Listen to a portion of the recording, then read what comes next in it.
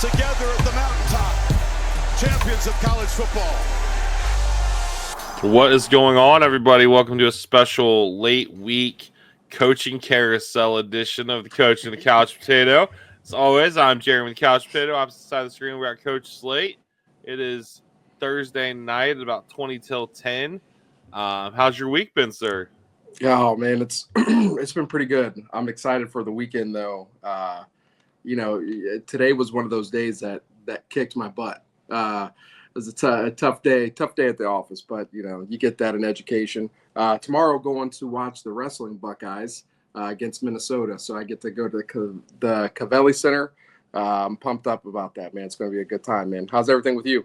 Good. Been a crazy week, but to be expected.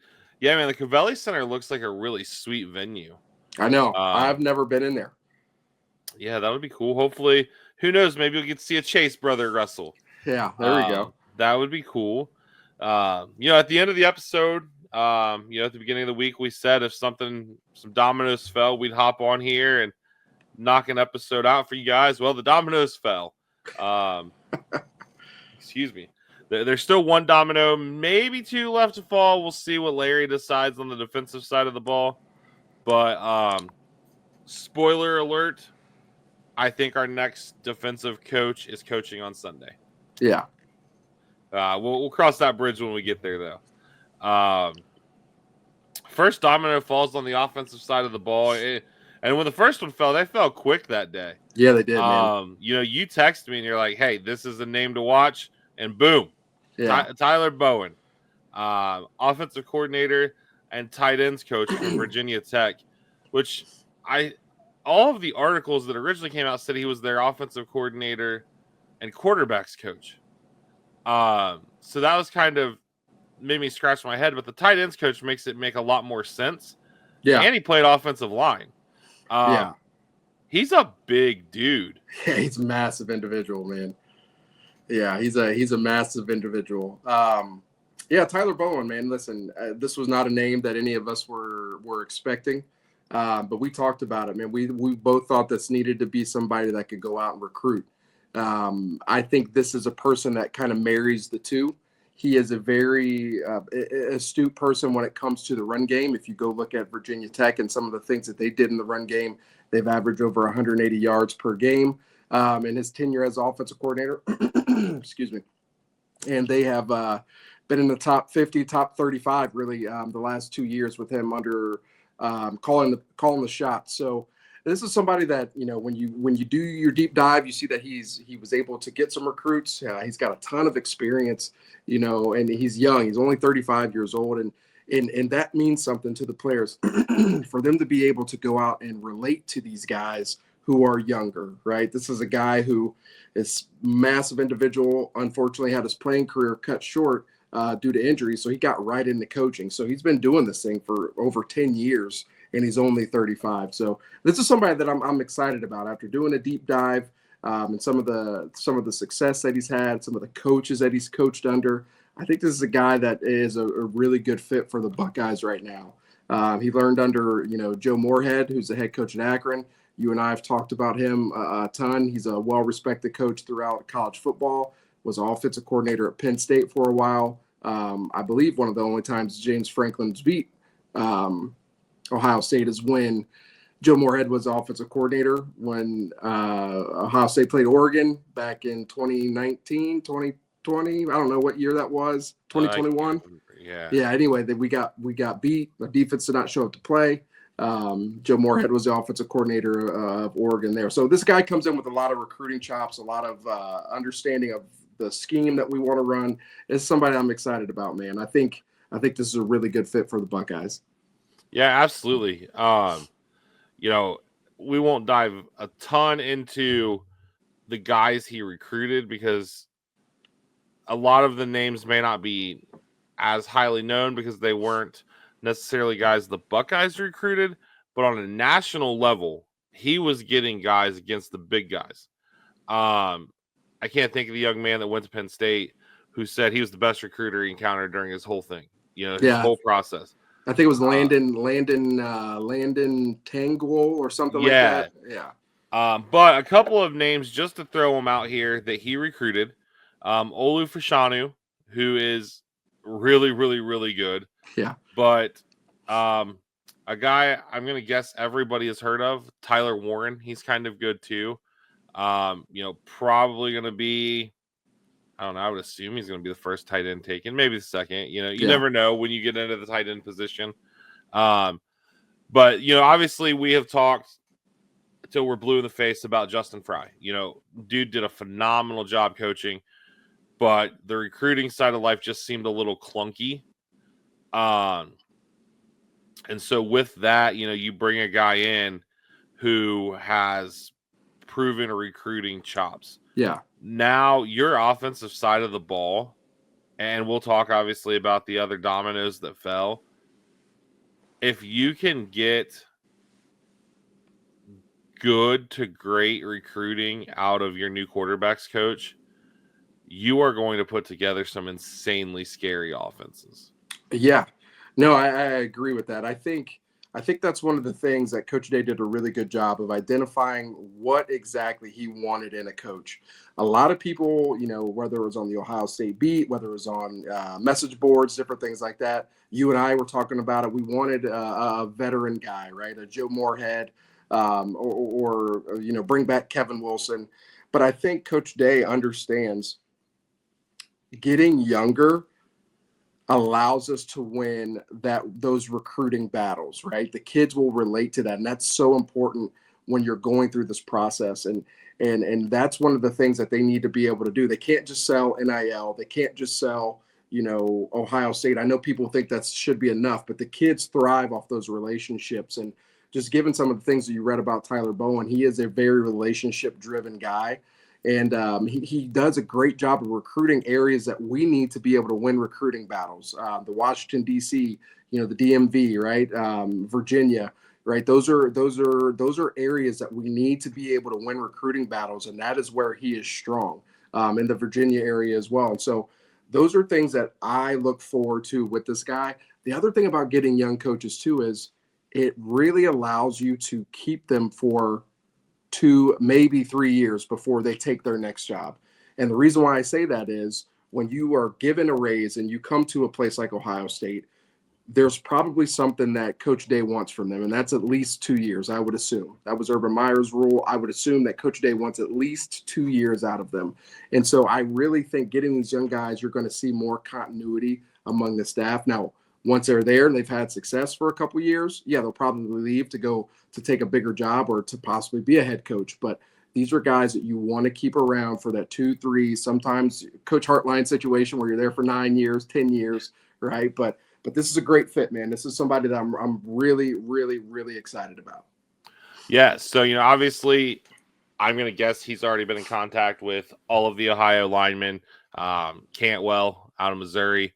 One name that immediately jumped out on the beat world is a kid named Darius Gray. Yeah. Who is from Richmond, Virginia, is a 6'3", 285 interior O lineman. Nationwide is ranked at the number 2 composite and 25th overall player. Clemson, Tennessee, LSU, Penn State, South Carolina. And this kid, as soon as the hire got announced, basically said, yeah, Ohio State's on the radar. So that's that relationship drive that you hit on. Yeah. So it's going to be interesting to see. Obviously, not a ton of experience coaching the O-line, but I think, you played it. You bring the other pieces to the puzzle of the puzzle to the table. I like it. I think it's a great hire. I think, some people had us set, that it had to be a massive splash. Let's make it clear. You went and got a Power 4 offensive coordinator to come coach one position group. Yeah. Yeah. That's a win. That's a win. And that's one of the things that the brand of Ohio State allows you to have. I do think they'll add like run game coordinator to his title. I do think that will be in there. But yeah, with his experience, he's got 3 years coaching the offensive line. 2 years when he was at Fordham, and then 1 year when he was at Maryland under Randy Edsall. But the one thing I want people to understand, if you're a tight ends coach, you're an extension of the offensive line. You're working hand in hand with the offensive line every single day. You're likely in offensive line meetings more so than you are in receiver meetings. And so that is one thing that I really want people to understand. Do not get wrapped up in the fact that, he hasn't coached offensive line a ton in his 10 or 11 years he's been coaching. He has been around the offensive line. And when you've played the position and you feel really good about it, one thing that I would like people to understand is when you're a coach and you feel good about something, like this is where I'm good at. Like for me personally, it's the defensive backs. I feel very, very good about what I know about defensive backs, really anything defensively, right? When you're growing as a coach and you have, aspirations of being a head coach, you want to coach multiple positions. You don't want to put yourself into a box so that when jobs do come open, you have a well-rounded set of experiences that will make you an attractive coach to an athletic director. And so that is something that he has done a really good job of setting himself up for, coaching multiple spots on the offensive side of the ball. These are the guys that you want to bring in. Yes, would it be nice to go get, Bill Callahan, who's been the greatest offensive line coach of all time? Yeah, that would be great. But you're getting a young guy who's got a wealth of knowledge and a ton of experience coaching multiple spots. And now he's back home with the offensive line. And I think you're going to see a lot of development and a lot of, recruitment. You're going to see some hidden gems that are found, I think. I do think he's going to cast a wider net when it comes to the recruiting game. And so I think Ryan Day, based on what we're hearing, based on what we've read, I think he got this one right. Yeah, absolutely. I am excited for it. Like we said, it needed to be something. And the other side of the life is the second domino to fall.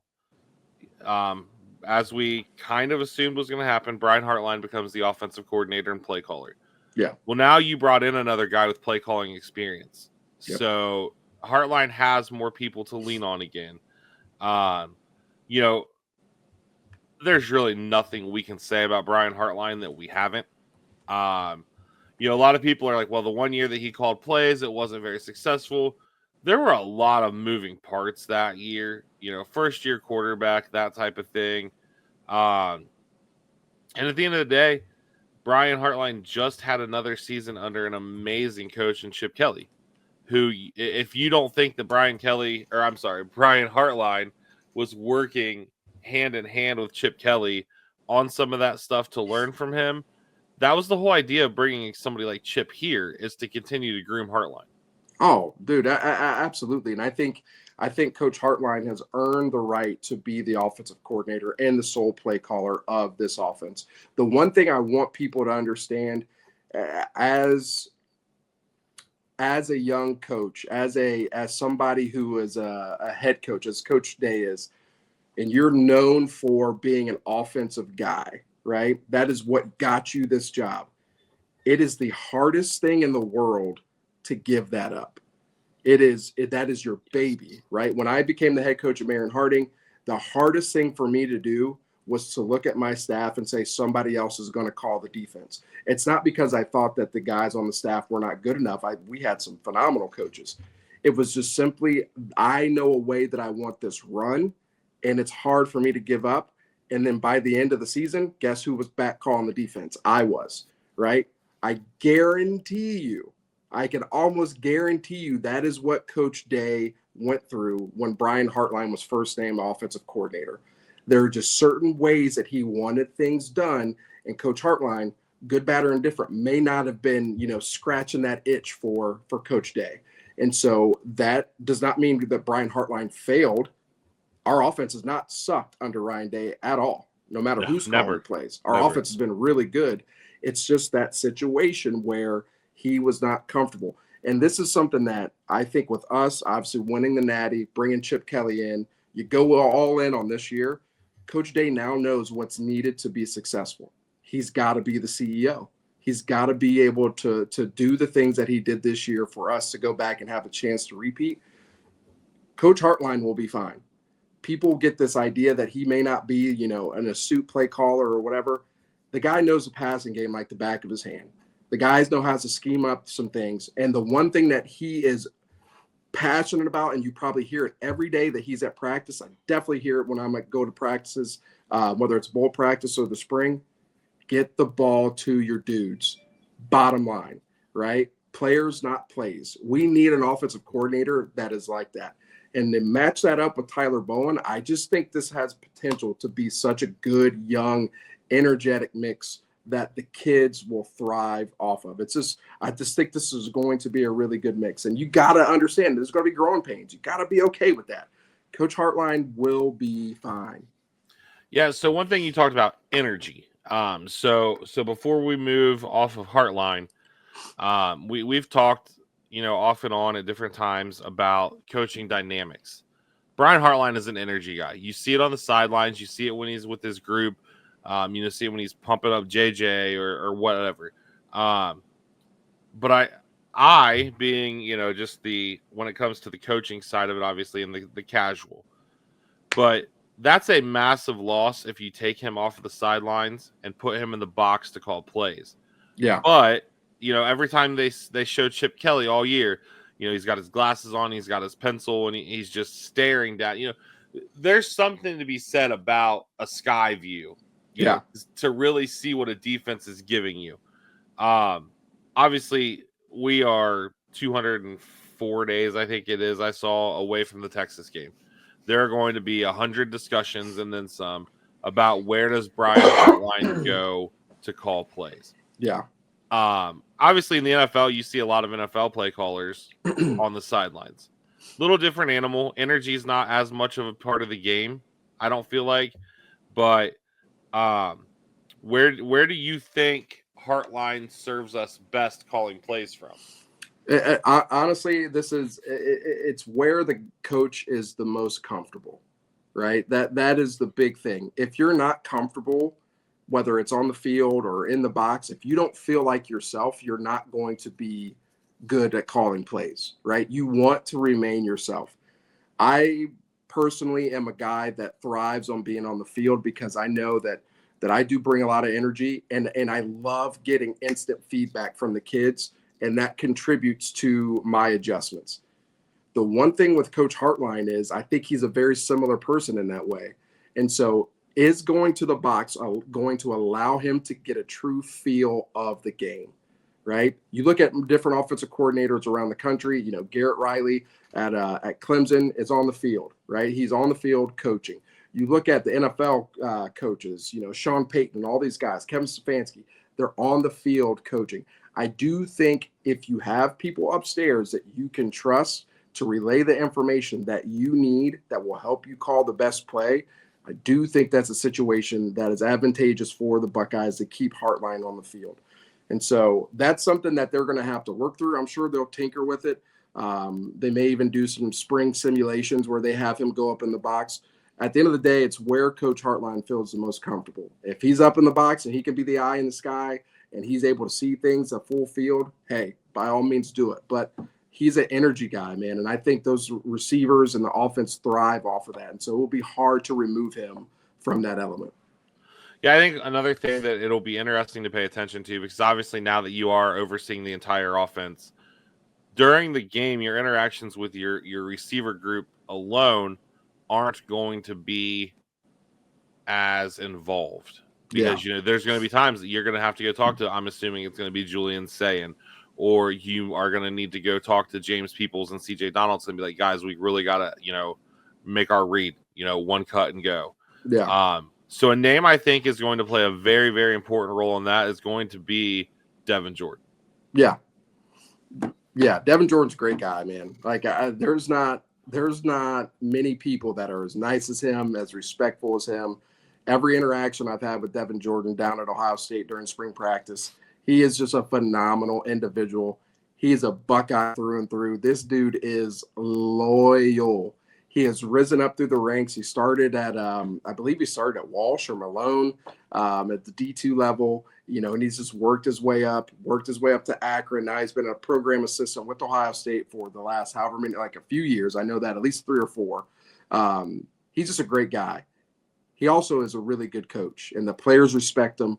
And that's somebody that Coach Hartline, I guarantee you, is really going to lean on. They've got a great relationship. They really do a good job. They've got a lot of receivers, so they really do a good job of splitting things up when they do individual practice and stuff. And so Coach Jordan is somebody that Coach Hartline is going to really rely on. I will be interested to see how this works. So the NCAA, and it started with this year, you can have unlimited guys coaching. But I don't know what that looks like on game day. I tried to work through that and try to figure that out this year with, sometimes when they panned up to the box, I wanted to see who had headsets on. I don't know how many guys are allowed to have headsets on. So that's something I want to research, because that is a guy, and let's say Coach Day does stay down on the field, not Coach Day, Coach Hartline. That's a guy that you could have go up into the box, and he could be that guy who's seeing exactly what the receivers are doing, and that could be relayed down to Coach Hart. So he's a guy that I think is really going to be leaned on quite a bit in this process. And it will be interesting to see if he's allowed to have that headset on, because I think he can provide some valuable input that Coach Hart will definitely, want from a guy with a receiver perspective. Yeah, and I still think there's a world where you see like a Kevin Wilson come in as a QC guy. I could even see a scenario where Coach Henton goes to the box to be an eye in the sky. Because he is so good at making adjustments. That's no secret to a lot of people who know kind of the workings of the program. Yeah. Coach, there's a reason Coach Henton is standing beside Coach Day. Yeah. And it is what it is. So that'll be interesting to monitor. I'm excited for Hartline. He's earned it. You had to do it as well. I don't know that Hartline wants to be a head coach anywhere yet. And Hartline might, his kids are younger. I think it's a scenario where it's a win-win. If by some means it doesn't work over the next couple of years, you still have a dude that you could work something out to where, guess what, you're back to coaching receivers. We're going to keep grooming you and go from there. So then the third domino falls, and this is your guy, former Penn State quarterback Billy Fesler, who was on staff this year as a quality guy, becomes quarterbacks coach. Not a flashy name if you just look at what he's done, because again, he's a young guy. But the biggest thing for me is when Will Howard was, going through his thank yous at the Ohio for this season at OSU, he mentioned Billy Fesler. Yeah. Sorry. Coach Fesler, very young, 29 years old. Looking at his coaching experience, he started out Division II Slippery Rock as a GA, went to Mississippi State as a GA under Mike Leach, rest in peace. Then came to Ohio State as a GA for 2020 and 2021. So he got to work with CJ Stroud, Justin Fields. And then he went to Akron when Joe Moorhead got the Akron job. And he was a quarterback coach in 2022. And then 2023, he's the offensive coordinator and quarterback coach. And then Chip Kelly hired him as the quarterback coach before Chip Kelly decided that he didn't want to coach in college as the head coach anymore. And so he followed him to Ohio State as an analyst. This is a guy that I am very, very excited about. Again, the quarterback position, I'll just be honest, quarterbacks are different. They're just built different. They're just the franchise. They are just built different. And you need somebody who can relate to that. So getting a guy who was a walk-on at Penn State, who had to grind to get to where he was at, who got to see some things up close and personal under great coaching under Joe Moorhead. I just think this is a guy that's another person who is extremely relatable to these quarterbacks that he's going to go out there and recruit. That is what you need. Those quarterbacks thrive off that relationship with the quarterback coach. I think about Ryan Montgomery at Findlay, our offensive coordinator, Coach Best, one of the, no pun intended, one of the best football coaches, offensive minds. He comes from the Mike Mock coaching tree in Kenton, Ohio. Okay. Yeah, just phenomenal individual. You would have thought they were father and son. Like he was stuck. Ryan was stuck to Coach Best's hip, right? And that is just a different type of relationship. And it's a smaller group, so you're able to have those one-on-ones. Coach Fesler is that type of guy that the kids will gravitate to. And so I think this is a good move. I think it adds another person who's got play calling experience as well. He's learned under Moorhead. He's learned under some great coaches. I think he'll provide a lot for the passing game. It'll be a really good sounding board for Coach Hartline in the passing game as well. Yeah, absolutely. And, and honestly, your QB's coach and your wide receivers coach need to work together. Yeah. The success of each of their rooms is kind of contingent on the other. Yep. So that will be, a good one. And like we said, when we were talking about Tyler Bowen, this staff is young on the offensive side of the ball, which may be a fear to some, but I think in this day and age where Ohio State, we've talked numerous times, is not going to be reckless with NIL. Yeah. You have to still build relationships. It's vital. And I think that's where you're going. You've got guys who are known for that. Coach Locke is Coach Locke. So offensive side of the ball, we're set. One of the things we talked about all week, when you're building a staff, if you were in Ryan Day's shoes, which actually, speaking of Ryan Day, now the second highest paid coach in college football. Yeah, man. Signed through 2031, $12.5 million a year. Suck it, Ryan Day haters. Yeah. And for all of the people who, if we lose to Michigan next year, the year after, that are going to say, fire Ryan Day. You owe Ryan Day $11.5 million per year left on that contract if you fire him. Yeah. That is Ross Bjork saying Ryan Day is our dude. And you know what he did with $1 million of that contract extension? Donated it back to Ohio State for mental health research and all these different things. Just a phenomenal guy, man. Like, he's always advocated for mental health. He's always been outspoken about it. And then, to donate $1 million and just kind of, put your money where your mouth is like that, Yep. man, we are very lucky. We'll get over the Michigan hump. That will happen. All right. But like, this is I'm glad they were able to get this done, and he doesn't have to stress about it anymore. And this is something that I'm excited about, man, because I think Coach Day I think he's that guy. Yeah. So to circle back where I was going before we threw that out there, what do you think a head coach in that scenario where, you're not going to convince me he didn't have ideas, Oh, yeah. We knew Chip was a rental, maybe Day wasn't going to renew Fry. Yeah. Which with the coaching job that dude did in the back half of the year is crazy to think about, but it is what it is. It's college football. It is a cutthroat business. So what do you think he was looking for in these hires? Yeah, man. So we talked. I mean, you saw last year, it was very clear what he wanted to find. He wanted a vet coach with a ton of NFL experience that he could really lean on and trust to be the CEO. I think after this season, seeing that he could really work as that CEO, and that's probably the best, I think he realized recruiting is still the name of the game across the board. Every position group. Recruiting is the name of the game.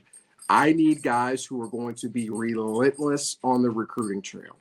It is nice to have a Chip Kelly and a Jim Knowles who are going to scheme everything up and do all these different things. But we also need somebody that's going to just be on the trail, knocking down doors, sending out a gazillion texts and phone calls every time they have the opportunity to. They're going to get these guys to campus and show them why the Buckeyes and Ohio State is the best place for them to be. And I think he found the perfect mix, and I think he was looking for that mix. I need guys who are younger, who can recruit, but also have a reputation of being some football nerds as well. And I think he did a really good job of finding two guys on, outsiders, I guess you could say, with Fesler and Bowen. I think he did a really good job of identifying that talent. The defensive side of the ball will be interesting because now I think he's going to be looking a little differently because he does have some younger guys on the defensive side of the ball, right? I know Larry Johnson is getting up there in age. You got to start thinking about that process of how you're going to replace him. You've got a mad scientist again in Matt Guerrieri. Are you going to go get another veteran coach to support him, or you're going to go get another recruiter. It's crazy to think that you have two different sides of the ball and your philosophy on the staff is going to be different. But that is the way that he had to attack this as the CEO. I think he knocked it out of the park. I don't think there was a perfect hire, unless he would have got Nick Saban to come be the defensive coordinator, or who else? Andy Reid to come call the offense. Sean McVay to come call the offense. I think he did a really good job of identifying those traits in these guys that he needs. That is the one area that people have criticized Justin Fry, offensive line recruiting, right? The depth and all those things. I don't think that's going to be an issue anymore. And one thing that you trust more is your ability to coach. Coach Day is a phenomenal coach. He trusts himself to coach and develop guys. He's needing to make sure that he's got guys that he can trust to go out and bring those guys, those top-level guys, to him. And I think that's what he was looking for. And kudos to him for identifying that and going out and getting it. Yeah, absolutely. Like you said, the rumor out there on the defensive side of the ball is that there are conversations going on with Larry. If Larry Johnson decides to retire, which now's the time to do it because it's a dead period. Obviously, I am backing the Brinks truck up to Oxford, Mississippi. Yeah. To Randall Joyner. Yeah. But with the name being thrown out there, that it almost is like an assumption at this point. Like you said, you're looking at maybe an older, experienced guy who may not have recruiting chops, but can develop. Yeah.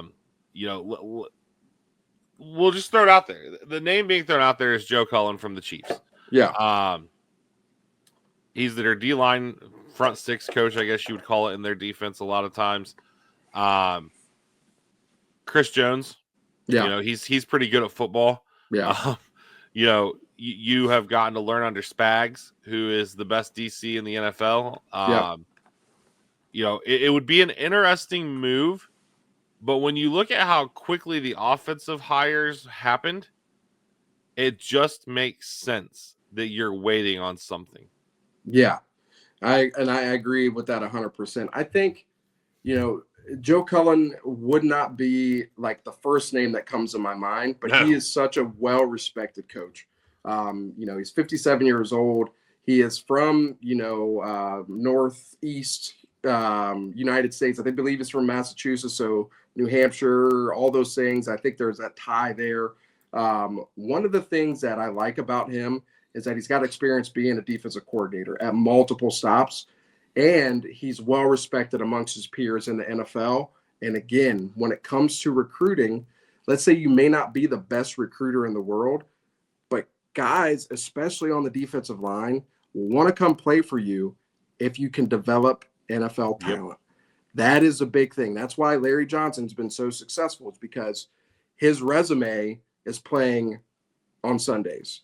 Joe Cullen can say, this is my resume. What made Tim Walton such a good hire? Yes, he's a Buckeye, but it was his resume of the success he had in the NFL. It was taking Jalen Ramsey, who at the time was one of the best corners in the NFL, to say, I wouldn't be here if it wasn't for Tim Walton. Well, now every DB wants to come play for Tim Walton because Jalen Ramsey said how great he was. So I think if we were able to hire Joe Cullen, and again, this is an assumption, this is just something that's thrown out there. We don't know anything. We don't have sources or insiders. They could hire, they could hire me. I'm just playing. That'd be great, though. That'd be dope. They could hire anybody at this point. But this is a guy that I do think would be a really good fit and provide that veteran presence, a wealth of knowledge. Have you listened to this guy talk? No. You gotta Google him, man. He has got like this Boston accent, like just through and through, man. It is phenomenal. It is phenomenal. So I think Coach Cullen is a well-respected guy, is a legend on the defensive line. And, when Chris Jones says you're one of the best coaches he's had, like I'm going to listen to that because Chris Jones is one of the best D tackles I've ever seen. Yeah, I mean, 18 years coaching in the league. Andy does have college experience before that. I am going to assume that there's some overlap, and this might be where the connection comes in, because I was talking to somebody about this week. because there were some crazy names thrown out there that Ohio State was going to look at for the OC, and I go, there's not a connection to any of these guys. Yeah. There's either a connection to the school or a connection to the coach. Obviously Joe Cullen, if that's the hire, again, let's just put that out there. We don't know, but that is the only name you're consistently hearing from people that do know. Yeah. I think there is a connection to a coach on the Ohio State staff. I didn't look to verify this, but in 2021, Joe Cullen was the defensive coordinator of the Jacksonville Jaguars. Yeah. Who coached DBs for the Jacksonville Jaguars? Tim Walton. And who coached the tight ends for the Jacksonville Jaguars? Tyler Bowen. Yeah. I mean, so it all lines up. Obviously, anybody can edit a Wikipedia page, but Joe Cullen's Wikipedia page already says defensive coordinator at Ohio State. Yeah. So we'll see. I think if Joe Cullen is the hire, you're going to hear it sooner than later next week. Yeah. But I think if it is a scenario where Larry Johnson is contemplating retirement, that could be the second reason why you haven't heard this. Yeah. And the other thing, I was thinking about this too, man, with the tweaks that are, Hero Canoe came out and said there was definitely some changes going to be made to the defense. We are assuming that Coach G is going to be the play caller and the defensive coordinator. That is just an assumption. We could be way off. If that is the case, and you're going to have a true jack, the one thing I like about having Cullen come in, if Larry Johnson decides to stick around, now you can have somebody who full-time coaches the Jacks. Like you could have somebody specific to that position and a Coach Cullen for a year until Larry Johnson retires. And then he could take over as a D-line coach. And then you could go back and get Alan Clark back from Texas and say, hey, I want you to be our outside backers coach, just like you are at Texas right now. And so I think this is a situation, if Larry Johnson stays, it could be a win all around for the defensive side of the ball and for Coach Day. So that's just something interesting if Coach G is the hire on the defensive side as a defensive coordinator. Yeah, and I think that, is the other side to it. You may see Cullen or whoever the hire is get a co-DC title. Yeah. But Coach G will be the play caller. And obviously I will be interested to see what we do as far as QC guys, GAs. And again, something to monitor. Cryptic tweet number 2 from a certain former Buckeye lineman. And a retweet of it from Maurice, who played with LaCharles. Or no, LaCharles graduated the year before. Yeah. But I'm telling you, dude, there's something there. LaCharles doesn't seem like the game player type. But, that's 2 tweets in 2 months. And he knows what the people want. I just want nothing more than to just get a LaCharles Bentley tweet one day, and it just says "finally" with a GIF of The Rock. So oh my gosh. It'll be interesting to see. And like I said earlier, I think there's definitely a Kevin Wilson scenario. Yep. You're going to see dudes get transitioned out of jobs for one reason or another still in the NFL and college. That's the cool thing. It never stops. That's what's so great about college football is that it is 12 months out the year and there's always something going on. I.e. why we're here right now. Yeah. On the coaching front, I think that kind of ties that up. Yeah. I don't know if there's anything else you want to say about the coaching search, but no, the biggest thing I want Buckeye fans to understand, listen, when we listen to these things and different podcasts and different people on ESPN and radio and all these different places, and they throw out these big names that, hey, we said it too, back up the Brinks truck, right? Make them say no. Sometimes they do say no. Like sometimes they actually say no. So don't be let down by some of the hires that we have. Actually research them. You and I have talked about this a million times. We are trying to teach people how to not necessarily be students of the game, but just to understand maybe a different perspective when you're watching it, right? Do your research, just like you would do your research on all sorts of things. Yep. If you don't know who Tyler Bowen is, look him up. Maybe watch a 5-minute clip, because they're all over. Watch a 10-minute clip of him talking about his run scheme at a clinic, right? There, you can find these things if you want to truly learn about these coaches. And so don't be let down. We believe Coach Day got this right. Obviously, the proof will be in the pudding if we go out and do, what we need to do next year. But I do think we're making good progress in building this younger staff that is just going to be monsters on the recruiting trail. Yeah, so we got some breaking news here, not really Buckeye related. We have the NFL Hall of Fame class. Oh, very underwhelming. Jared Allen. Okay. Sterling Sharp. Sterling Sharp? Yes. Yes. Eric Allen. Okay. And probably the headliner of the class, I guess, at this point, Antonio Gates. There we go. That's awesome. Man, I'm so pumped for Sterling Sharp.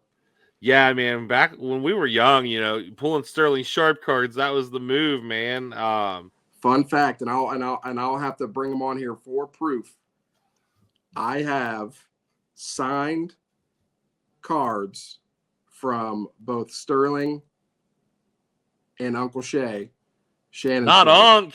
Yeah, Oh. I've got them, and that was one of my sister dated Vinnie Clark, former Buckeye defensive back, and she went out to Green Bay when he got drafted. She was out there for a while, and he was training with both Sterling when Sterling was playing there and Shannon, and he was like, "Hey, my girl's little brother's got he's a big fan of you guys, man, because you signed this," and they signed a bunch of stuff for my brother and I. So the Sharps will always be some of my favorite athletes, bro. man. That is awesome. We always try to incorporate, this time of year, also some random stuff from other leagues. The NBA trade deadline was drunk. But the Cleveland Cavaliers are going to let them know. And how fitting would it be if we get a Cavs-Lakers finals? That'd be pretty sweet, man. It's a win-win. Yes, I would want the Cavs to win, but I would not be mad if they lost to the Lakers. That would be pretty sweet. And then LeBron will come back to Cleveland the following year and then right off into the sunset. So I called my shot that Urban Meyer would replace Jim Tressel. Yeah. I'm going to call my shot that LeBron James will own the Cleveland Cavaliers at some point. Oh, I could see that. So I could see that. We'll throw that out there. But I think that's all we got for tonight. Yep. Shout out to Chris at the barn, Jake at Cornerstone for making this thing possible. Shout out to our dude Carson. Intro video is fire, brother. Fire. I love it. I am glad that we're getting a lot of awesome feedback. Follow us on the socials: Insta, TikTok, Facebook, X. We're gonna keep plugging along at this thing, man. We are having a blast with it, and as always, we will see you guys at the beginning of the week for an opening drive. There we go.